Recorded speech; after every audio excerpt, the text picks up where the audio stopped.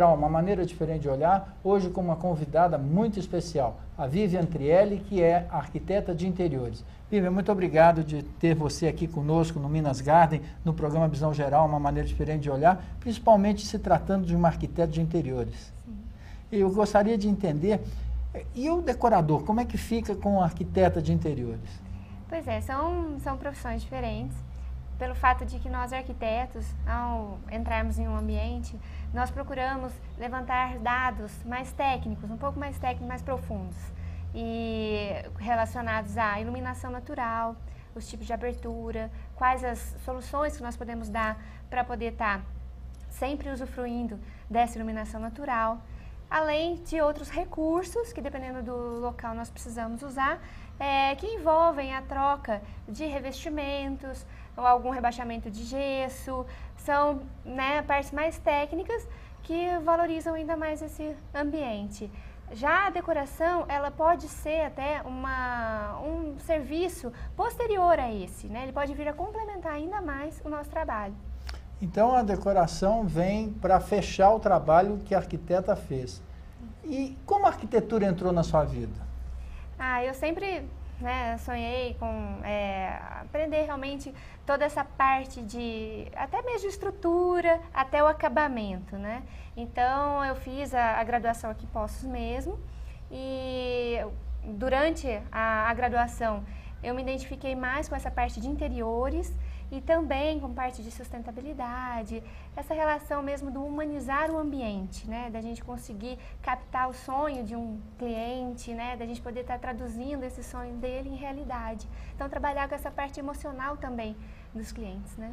Mas a engenharia, ela se preocupa com os cálculos, e a arquitetura, então, se preocupa com o ser humano? Sim, essa é, acho que a fundamental diferença entre um e outro.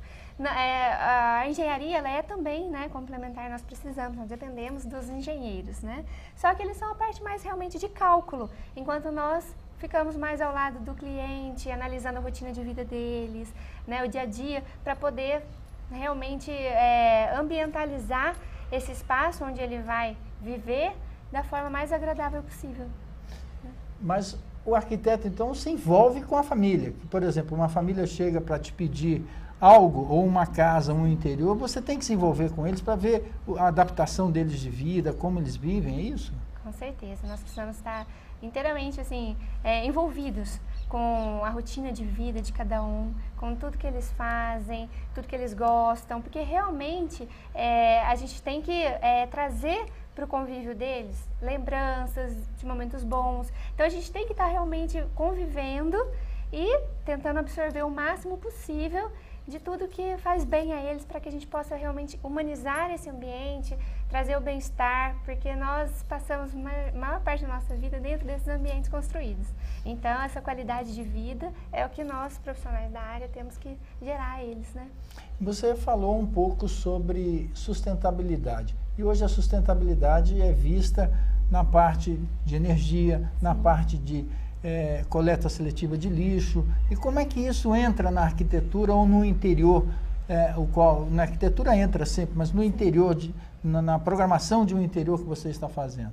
A função nossa é realmente estar tentando aplicar isso na nossa, na atuação realmente, no ambiente. Como isso? Através da instrução de que materiais que nós podemos, né, estar oferecendo que ajude a preservação do meio ambiente. Então, é um tipo de telha, vamos fazer uma ampliação de uma residência. Então, a gente está aqui para poder estar instruindo, usa esse tipo de material que você vai estar ajudando, né, ao meio ambiente, à preservação. E hoje existem, inúmeras vertentes da sustentabilidade mesmo na aplicação da arquitetura.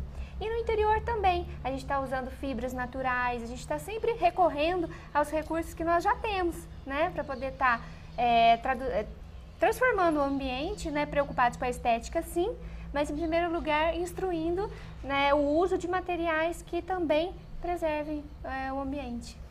E hoje a engenharia usa novos tipos de produtos que são para a construção de um ambiente, que eu acho que o arquiteto também teve que se adaptar com isso, a tecnologia também faz isso.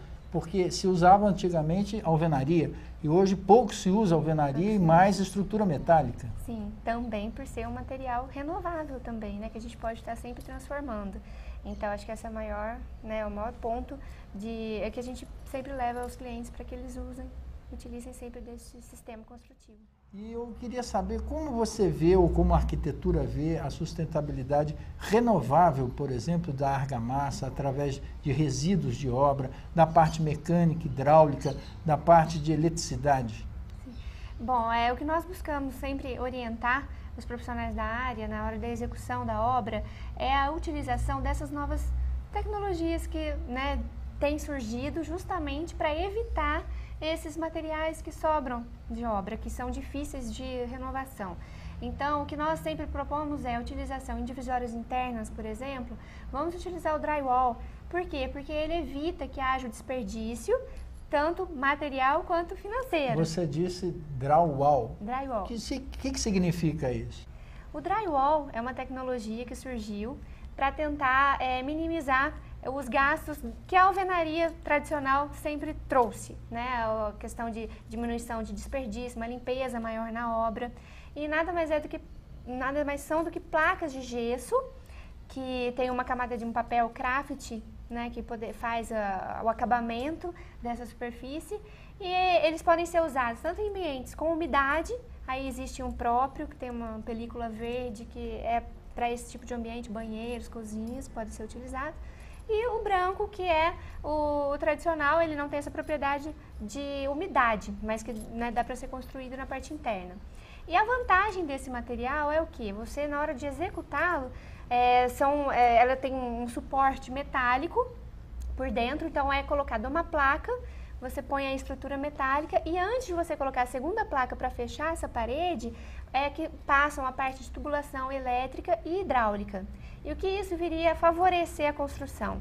Primeiro, na parte hidráulica você consegue fazer testes para que não haja um problema comum na obra, de você construir a alvenaria, passar, aí você recorta todo o tijolo para embutir o encanamento, depois você vem rebocando, fecha todos, e na hora de fazer o teste, às vezes acontece vazamento. Aí você tem que quebrar novamente e fazer todo o serviço de novo, que, né, gera um custo maior. E com isso não aconteceria isso? Não, porque você consegue fazer esse teste antes de fechar a estrutura.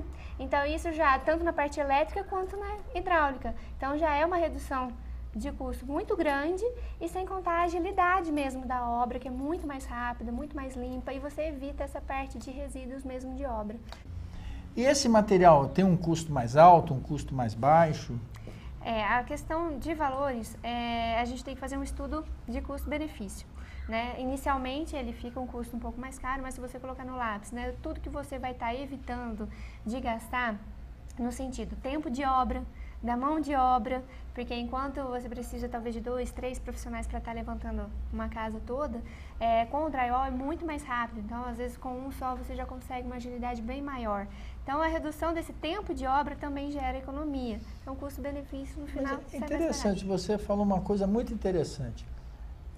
Você tem um interior com um material desse, que tem um custo razoável, e aí você resolve colocar um quadro nesse tipo de parede, como é que você prega isso? Porque não é um tijolo, não é uma bucha, como é que fica isso? Então, aí que entra, né, a nossa vez, né, a nossa função. Quando a gente faz construção com esse tipo de sistema construtivo, é importante um planejamento. Por quê? Porque essa estrutura, ela tem um limite de suporte de pesos. Então, quando nós vamos nos utilizar desse sistema, é preciso fazer realmente esse planejamento. Naquela parede, o que vai ser colocado? O que não vai ser colocado? Vamos colocar uma TV agora, que a gente usa bastante a TV na parede? Tudo isso tem que ser pensado previamente, para que na hora que você estiver levantando essa parede, ela já receba um suporte interno, para que você já consiga... Peraí, você está me dizendo então que quando você vai subir a parede, você já sabe que ali vai ter uma televisão ou vai ter um quadro? Isso. Normalmente, na alvenaria comum, isso também é importante para a questão elétrica, você está deixando já tomadas, toda essa instalação pronta. Então, quanto a isso, não muda muito. O que vai mudar é que realmente, se você quiser colocar alguma coisa na parede que seja mais pesado do que 10 quilos, aí sim, ele deve ser pensado previamente.